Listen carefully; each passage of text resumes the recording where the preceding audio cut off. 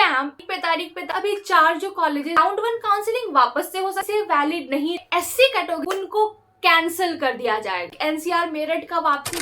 Hello hello hello you wonderful people, hello hello hello you wonderful people out there, welcome back to my channel. So, a day without a new scam is a day wasted for NEET aspirants. Why I am saying this? Because again a new type of scam has evolved for our NEET students जो कि NEET counselling में participate कर रहे थे। अब तो ऐसा लग रहा है ना कि तारीख पे तारीख पे तारीख पे तारीख पे तारीख पे तारीख पे तारीख, ये मूवी में नहीं होना चाहिए, हमारी जिंदगी में ऐसा कुछ एक डायलॉग रख देना चाहिए। वाई? बिकॉज एमसीसी का सबसे पहले राउंड 1 का जो काउंसलिंग था वो डिले पे डिले होते गया, देन राउंड 2 का भी कोई ठिकाना नहीं है, and now what I am going to say will just break your mind. First thing is UP के अभी 4 जो कॉलेजेस हैं उनमें एक कल नोटिस आया, जिसके बाद पूरा हंगामा हो गया कि ये क्या नोटिस है, इसका क्या मतलब है, क्या समझा जाए। तो I am going to break down for you all. लेकिन उसके पहले आप लोगों को पता है क्या करना है, you have to subscribe to my channel, hit the subscribe button now, like it and show as much love as you can. So going back to the notice, यहाँ पे क्या होने वाला है लेट मी टेल यू।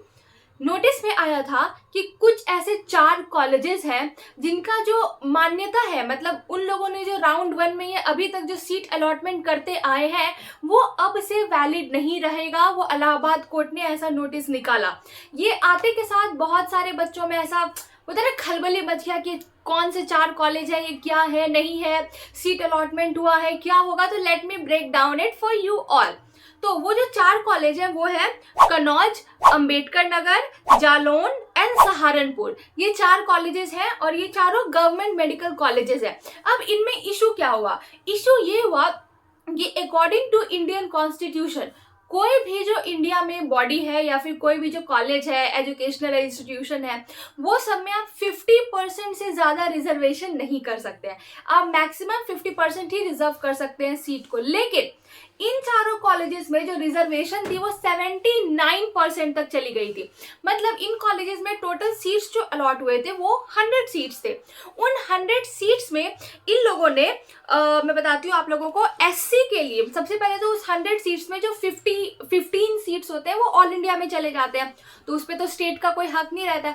बाकी के जो 85 seats बचे उसमें से इन लोगों ने एससी कैटेगरी के लिए 62 सीट्स रिजर्व कर दिए, एसटी कैटेगरी के लिए 5 सीट्स रिजर्व किए, बाकी जो ओबीसी एंड जनरल के लिए बचे वो सिर्फ 18 सीट्स बचे। तो इसमें जो है वो इलाहाबाद हाई कोर्ट में जो है वो केस चल रहा था। इलाहाबाद कोर्ट ने कल एक जजमेंट दिया कि ये जो है ये अनकॉन्स्टिट्यूशनल है, अनजस्टिफाइड है, ये अब से वैलिड नहीं किया जा सकता। जो मेडिकल बॉडी है उसको वापस अपनी रिजर्वेशन जो है वो 50% पे लाना पड़ेगा, जो कि 2006 में डिसाइड हुआ था। रिजर्वेशन लॉज या रिजर्वेशन रूल्स जो है वो 2006 में बना था, जिसमें बताया गया था कि मतलब क्या क्या रिजर्वेशन के अकॉर्डिंग दिया जाएगा। एंड उसमें ये मान्यता प्राप्त की गई थी कि only 50% of the seats reserve होगी। तो अब जो काउंसलिंग है वो उसी के बेसिस पे होगा।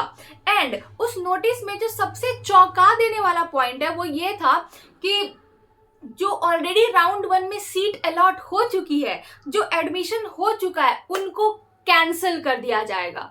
यस, आपने सही सुना, उनको कैंसिल कर दिया जाएगा और फ्रेश अलॉटमेंट होगा। जिन लोगों को भी वो 79% के बेसिस पे सीट अलॉट हुआ उनका सीट कैंसिल कर दिया जाएगा। अब यहाँ पे बहुत लोग बोलेंगे कि सीट कैंसिल कर देने का क्या मतलब कि राउंड 1 वापस से होगा, मतलब लाइक गवर्नमेंट प्राइवेट सबका, इससे तो पूरा खलबली मच सकता है ना। क्योंकि अगर आप सीट कैंसिल कर रहे हो, मान लो जो एससी से 62% जो 62 स्टूडेंट्स गए थे, ऑफकोर्स उनमें से जो बहुत बच्चे हैं उनका सीट्स जाएगा, क्योंकि अगर आप 50% से ऊपर रिजर्वेशन नहीं ले सकते तो बहुत बच्चों को रिजर्वेशन के बेसिस पे जो वहाँ पे सीट मिली है तो ऑफकोर्स वो कैंसिल हो जाएगी। तो इनसे जो है बहुत सारे बच्चों को नुकसान भी हो सकता है। ऑलरेडी आपको सीट अलॉट हो चुका है और अब वो सीट कैंसिल हो रहा है, तो उसका क्या होगा। देन फिर आता है कि इससे बहुत सारे बच्चों को बेनिफिट भी होगा कि वो सब सीट्स जो खाली होंगे तो वो सर सीट्स कोई और बच्चे लेंगे। तो जो लोअर कॉलेजेस थे, मतलब इन कॉलेजेस से जो नीचे रैंक वाले कॉलेजेस थे, उन सब के जो बच्चे इनमें अपग्रेड करके जाएंगे। लेकिन अब इसको यूपी बोर्ड वाले किस तरीके से देखते हैं वो यहाँ पे देखना इंपॉर्टेंट होगा कि वो लोग क्या प्रोसीजर्स लाते हैं, इसको कैसे हैंडल करते हैं, क्योंकि ये बहुत ही केओटिक हो जाएगा। आप ये समझो ना कि जो ये सब बच्चे हैं, अब ये सब तो बोलेंगे कि हमारा तो सीट्स अलॉट हो चुका है, हमने एडमिशन ले चुका है, अब आप कैसे कैंसिल कर सकते हो। तो इन बच्चों के लिए क्या प्रावधान लाया जाता है, ये देखने को हम लोगों को यहाँ पे भी मिल सकता है।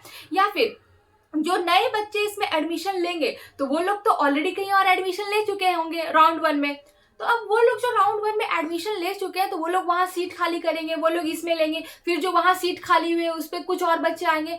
तो इससे हम लोग क्या सोच सकते हैं कि क्या राउंड 1 काउंसलिंग वापस से हो सकती है यूपी की, और क्या ये सिर्फ गवर्नमेंट तक ही लिमिट रह जाएगा या फिर प्राइवेट पे ही जाएगा। क्यों मैं ऐसा क्यों कह रही हूँ, मान लो कि अगर किसी की यूपी की जो, मान लो मैं just for example just they रही हूँ कि राउंड 1 में अगर किसी का मान लो 30,000 रैंक था और वो लास्ट सीट अलॉट, मैं जस्ट एग्जांपल दे रही हूँ, अगेन 30,000 रैंक था, वो लास्ट सीट अलॉटेड हुआ था यूपी में, और जिसका रैंक 30,001 था वो देखा कि मुझे सीट नहीं मिल रहा है एंड उसने प्राइवेट में ले लिया। अब उसने प्राइवेट में एडमिशन ले लिया है, लेकिन क्योंकि यहाँ से जो सीट वेकेंट होगी और जस्ट उसका एक रैंक नीचे है, तो वो तो सोचेगा कि मुझे वहाँ पे गवर्नमेंट में अब सीट मिल जाएगी, और वो अब गवर्नमेंट में जाना चाहेगा, तो उसकी राउंड 1 की जो सीट है प्राइवेट में उसका क्या। तो ऐसे तो और सीट्स खाली होते जाएंगी ना। अब वो जो सीट छोड़ा, अब वो जो उसके आगे वाले बच्चे हैं, मतलब मान लो कि उसने शारदा ली थी और शारदा की सीट छोड़ी, तो अब तो शारदा के बाद अगर हिंद सीतापुर का कोई बच्चा है वो सोचेगा कि मैं उसकी सीट ले लूं। तो ये क्या ट्रेजेक्ट्री फॉलो होता है, ये यहाँ पे देखना बहुत इंपॉर्टेंट होगा। ये यहाँ पे बहुत ही सीरियस इशू हो चुका है हम लोगों के बीच। अब गवर्नमेंट इसमें किस तरीके से आगे कदम बढ़ाती है वो देखना होगा, क्योंकि हम लोग सुन रहे हैं कि राउंड 2 में यूपी में भी लाइक एनसीआर मेरठ का वापसी हो सकता है, ये सुनने में ऐसा आ रहा है। तो अगर एनसीआर मेरठ का वापसी हो रहा है तो आप लाइक 150 सीट्स या जितना भी सीट्स उन लोग को अलॉट होता है वो उतना ज्यादा ऐड होने वाला है, तो इधर से भी कट ऑफ का डिक्रीज होने का चांसेस लग रहा था। तो अब देखते हैं कि आगे यहाँ पर क्या होता है।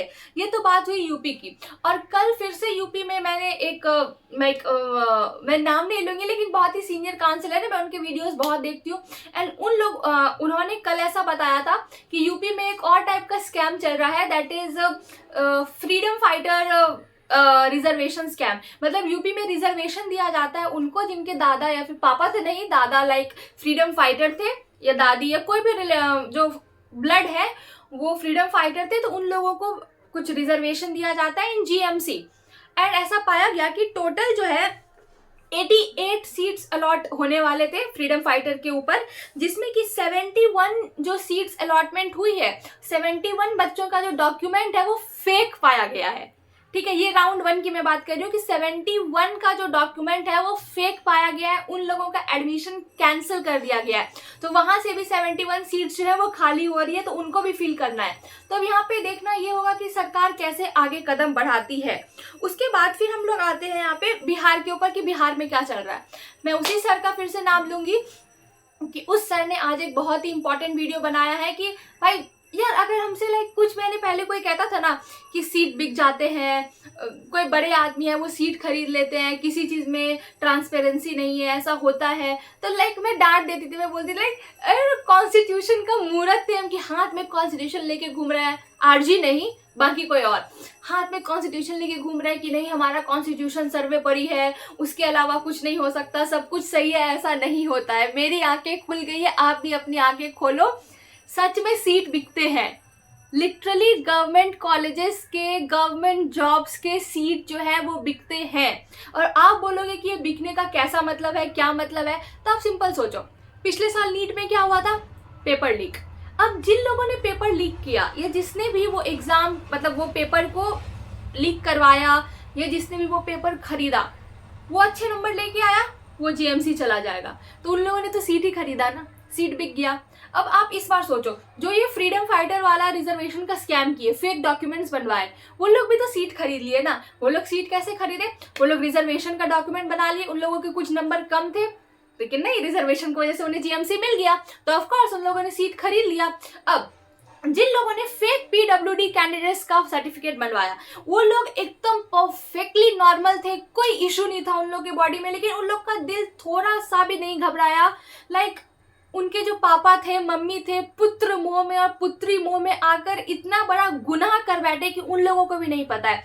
मतलब आप ये सोचो ना, भगवान ने जिन लोगों को थोड़ी कम दे के दुनिया में भेजा, भगवान जिन लोगों को थोड़ा तकलीफ देके इस दुनिया में ऑलरेडी भेजे हैं, उन लोगों के लिए सरकार ने एक रिजर्वेशन निकाला है कि चलो आप लोग अगर थोड़ा सा अच्छे से पढ़ लेते, आप आप खुद सोचो कि जो एक, मुझे ऐसा वर्ड नहीं लेना चाहिए, लेकिन जो डिसेबल्ड है, जो हैंडीकैप्ड है, उन लोगों के लिए पढ़ना कितना मुश्किल है, लेकिन फिर भी वो पढ़े, वो इतने नंबर लेकर आए। लेकिन एंड में उनको क्या पता चलता है कि कोई रईस ज़ादा का बेटा या बेटी था जिनके पापा का पहुंच था, और वो लोगों ने कुछ पैसे देकर फेक PWD सर्टिफिकेट्स खरीद लिया और उन लोगों का हक मार लिया। सच है, बहुत कड़वा लगेगा सुनने में, बट एग्जैक्टली यही है, सिंपल सा बात है। और आप ये सोचो ना कि जो लोग भी ये फेक सर्टिफिकेट्स बना रहे हैं, चाहे वो फेक कास्ट सर्टिफिकेट हो, ऐसा भी इशू सामने आया है कि बहुत सारे ने एडमिशन के टाइम पे जो अपना कैटेगरी है वो जनरल बताया था, OBC बताया, लेकिन अचानक जब सीट अलॉटमेंट होता है तो उनका कैटेगरी वहां पे ST एंड SC दिखा रहा है। कैसे? आपका 2 महीने में कैटेगरी कैसे चेंज हो गया? ठीक है, ऐसे बहुत सारे चीज सामने आए हैं यहाँ पे। ठीक है, तो जस्ट की उन लोगों में अब इंसानियत नहीं बची है। और मैं ऐसा क्यों कह रही हूँ, आप यहाँ पे ये समझने का कोशिश करो कि जो भी ये कर रहे हैं ना, वो लोग गरीब नहीं है। ऐसा नहीं है कि उनके पास पैसे नहीं है तो वो लोग 5-10 लाख रुपए खिला के किसी से सीट्स खरीद रहे हैं। नहीं, कोई गरीब आदमी ऐसा नहीं कर सकता। किसी गरीब आदमी का इतना पहुंच ही नहीं है कि वो इतना बड़ा कांड कर सके।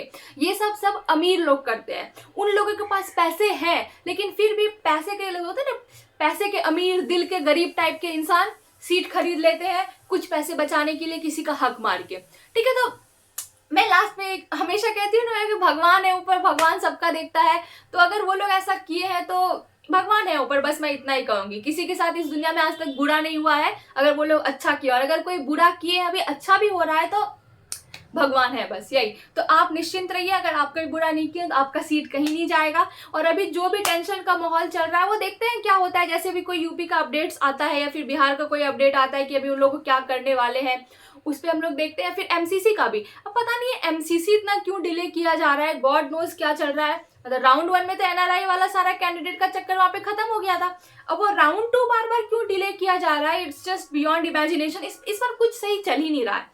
देखो, रूल्स ये है कि आप जब तक MCC का राउंड स्टार्ट नहीं होता है, स्टेट का राउंड स्टार्ट नहीं हो सकता।